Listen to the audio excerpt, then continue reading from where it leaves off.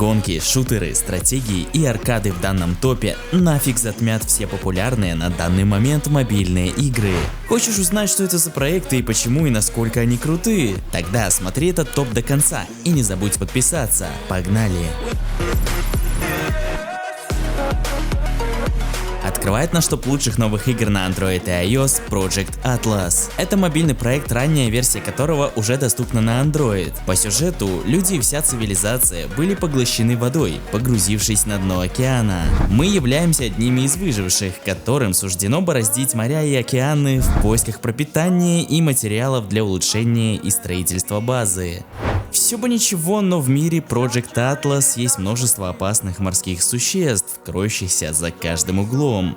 Чтобы дать им отпор, нужно создать базу с партнерами, делясь припасами друг с другом. Пока что не ясно, сколько продлится данный пробный запуск. Радует, что еще на прошлом этапе ЗБТ в Project Atlas была отличная графика, ну по крайней мере на уровне PlayStation 3 и Xbox 360. Озвучка, сюжет и видеовставки на движке тоже имеются, правда все пока что в иероглифах.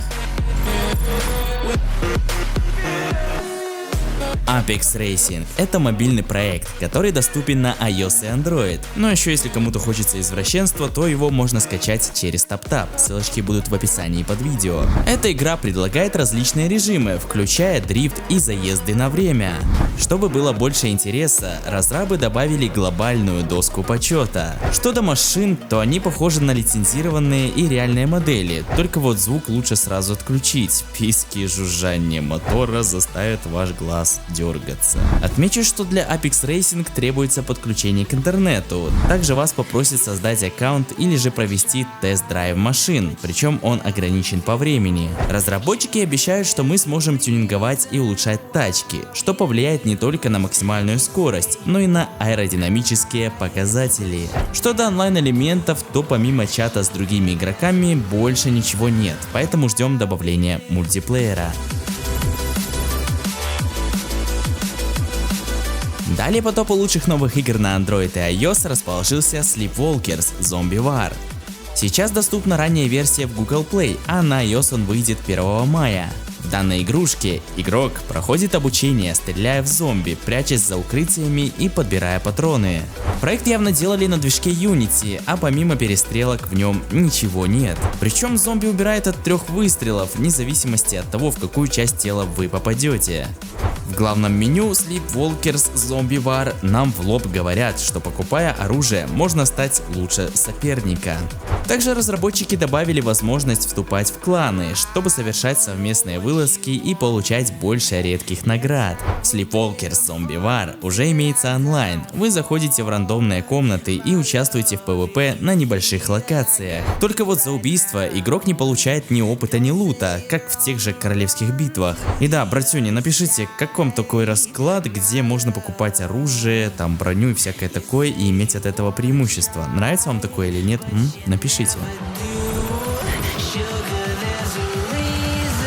Мир М, Vanguard and Vagabond. Новая изометрическая игра прямиком из Азии. Сейчас ее выход нацелен на 19 июля в Южной Корее. Информации о глобальной версии пока что нет. Также геймплей не особо известно, поэтому можно ориентироваться только на скриншоты. Ну а по ним видно, что по стилистике и игровому процессу проект сильно похож на Diablo Immortal, которую Blizzard недавно окрестил как ММО, а не типичный слэшер. Если Active Blizzard продолжит откладывать релиз Immortal, то это будет интересная замена. А еще интересно, что в описании Мир М, Vanguard and Vagabond упоминается черное железо, которое может стать источником крипты и инфити. Но это как случилось с той же Мир 4. Подобный элемент можно ожидать от глобальной версии, поэтому ждите наплыва ботов и резкое снижение цены местной криптовалюты. Помимо добычи ресурсов и сюжетной линии, мы ожидаем PvP, где топовые игроки и будут решать, у кого останется контроль над территориями с черным железом.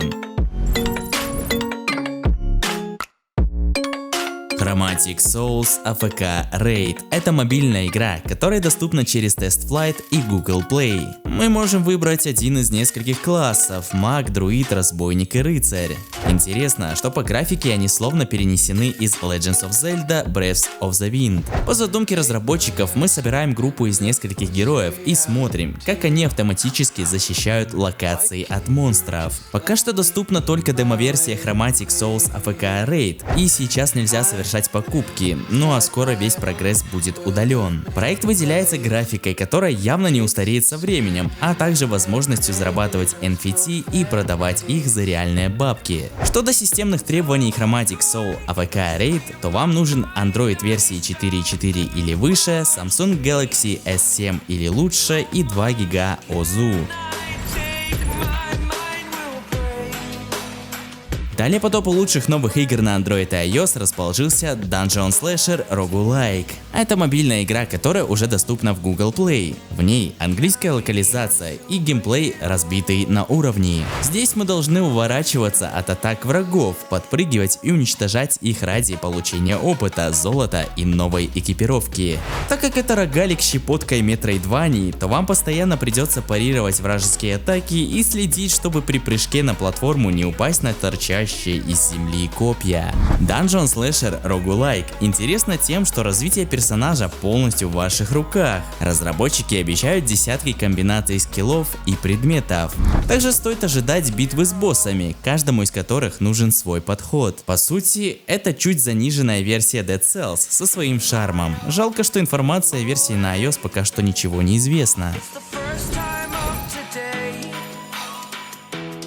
Erzgezer – мобильный слэшер, которым на момент выхода данного видоса скорее всего доступен на iOS и Android. В местных соцсетях и официальных группах этот ивент называют по-разному – выходом в прокат и публичной бета-версией. Поэтому о релизе точно сказать нельзя, но ясно одно – ваш прогресс вряд ли будут удалять. В Erzgezer мы проходим уровни, управляя одним персонажем, тогда как второго берет на себя бот. Главная задача здесь – это набирать комбо-серию, как в той же Devil May Cry. Радует, что разработчики добавили видео вставки, хоть и на движке Erzgezer. Ну а так как это китайский релиз, то все в иероглифах, поэтому сюжет тут мимо.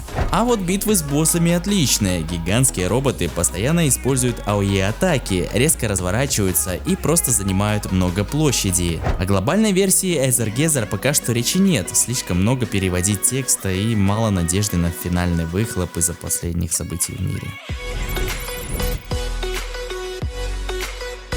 N-Cycle Versus – мобильный рогалик с элементами из ККИ, то есть мы собираем колоду из умений, чтобы противостоять противникам. По геймплею следующее. Герой перемещается по коридорным локациям, местами выбирая, по какому пути пойти. От этого мало что зависит, ведь почти всегда вы натыкаетесь на группу из роботов и монстров, которые преграждают путь. Схватки в N-Cycle Versus проходят в полупошаговом формате. То есть нам дают небольшое поле, разделенное на 3 части: наша, нейтральная и вражеская. В ходе схватки цвета меняются, от этого зависит, на какие клетки мы можем встать. Также у персонажа имеются специальные обилки, что позволяет быстрее покончить с врагом.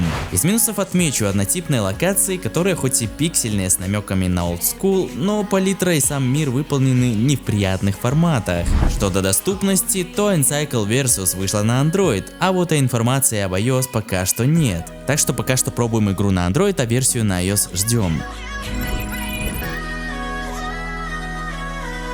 Time Defenders – мобильный проект, который предлагает геймплей в стиле башенной защиты. Только вместо холодных строений мы выставляем аниме-персонажей, не забывая их прокачивать и выбивать более редких через местные молитвы. В честь выхода разработчики запустили множество ивентов с наградами. Ну а если до геймплея, то тут все по старинке. Мы проходим сюжетные главы, улучшая свой отряд и накапливая материалы и премиальную валюту. Всего в Time Defenders более 70 героев и десятки скиллов, которые помогут подстроить тактику отряда под ваши предпочтения. Кстати, озвучку лучше выставлять японскую, судя по описанию к игре, к ней приложили руку множество местных актеров. Но вот, к сожалению, пока что ничего не известно о PvP режиме, довольно типичном для игр подобного жанра. Единственное, что пока что можно делать, это проходить сюжет. Ванган до Рифта – игра, которая появилась на Android, причем даже в России. В ней нужно ехать по футуристичному шоссе и дрифтовать. Как и подобает жанру, машина автоматически ускоряется, за остальное отвечает игрок – дрифт, торможение, повороты и нитро. Радует, что разработчики на старте дают несколько лутбоксов с запчастями для машины и кредитами, на которые покупаются улучшения и новые тачки. После улучшения машины в Ванган до Рифта вы можете войти в фоторежим. Такая фича была в легендарной Need for Speed Underground 2. Что до геймплея, то он поделен на миссии, за них можно получить максимум 3 звезды. Задачи простые: набрать определенное число очков, не повредив тачку. Кстати, небольшой совет: пытайтесь дрифтовать около стены, за это выше мультипликатор. Правда, вот только стоит врезаться и все будет впустую. Всего игра предлагает 4 режима.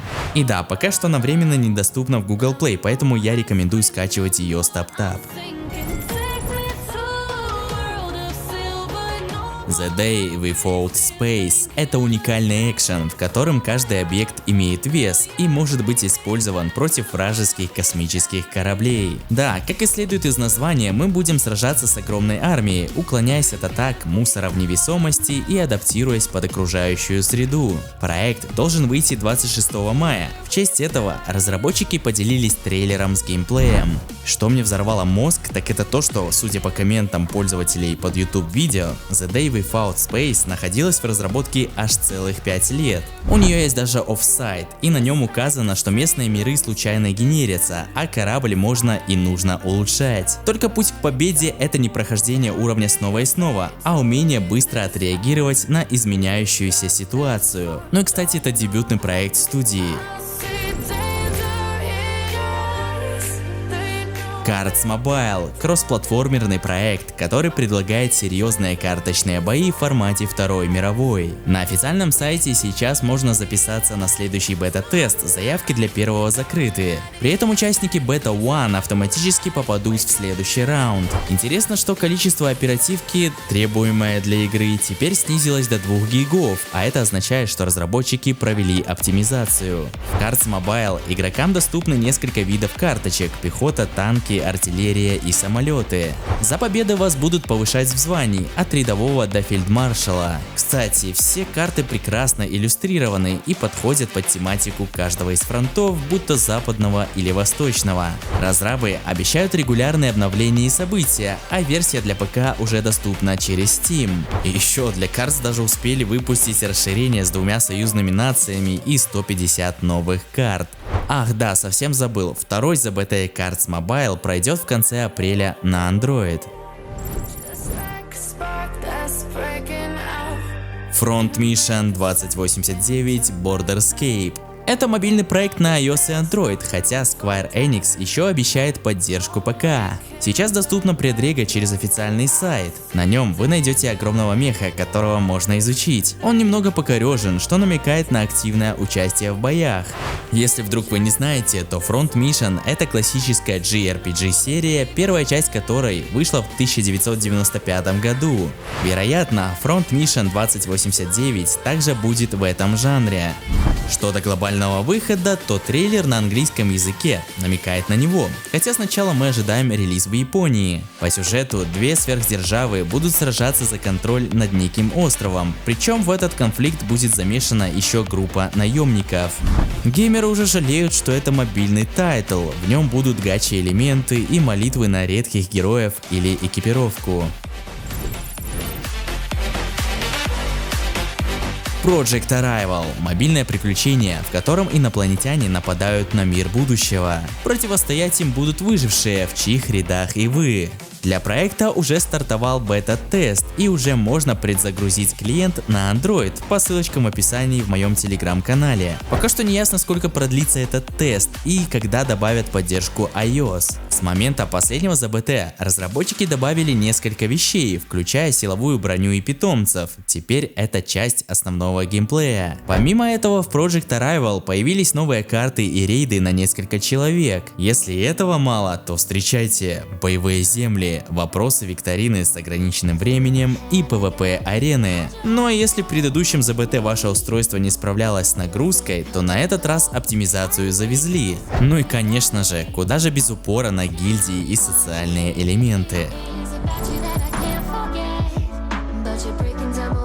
Car X Street – гоночный симулятор на смартфоны и ПК. Пока игра доступна в российском, украинском и белорусском App Store, но в ближайшем будущем ожидается релиз на консоли Android и ПК. Проект предлагает динамичный и открытый мир, в котором можно почувствовать себя уличным гонщиком. Игроки смогут пройти карьеру, выполнять дрифты, вступать в клубы и точечно тюнинговать своего зверя. Интересно, что даже элементы реалистичности добавили. Перед заездом нужно заскочить на заправку. Говоря о релизе на Android, разработчики Car X Street заметили, что эта платформа куда сложнее для оптимизации и исправления багов. Поэтому если вы сейчас не можете запустить проект, ничего страшного, в будущем будет версия без недочетов. А запуск в СНГ случился потому, что разработчикам легче общаться с русскоязычной аудиторией. В будущем в Car X Street добавят мультиплеер, оптимизацию, горный район и другие фичи. Ну а на этом мой топ подошел к концу. Не забывай смотреть другие выпуски на канале Дитрих ТВ, ставить лайки и писать комментарии по поводу данного выпуска. Ну а я вас всех крепко обнял, всем удачки, пока-пока.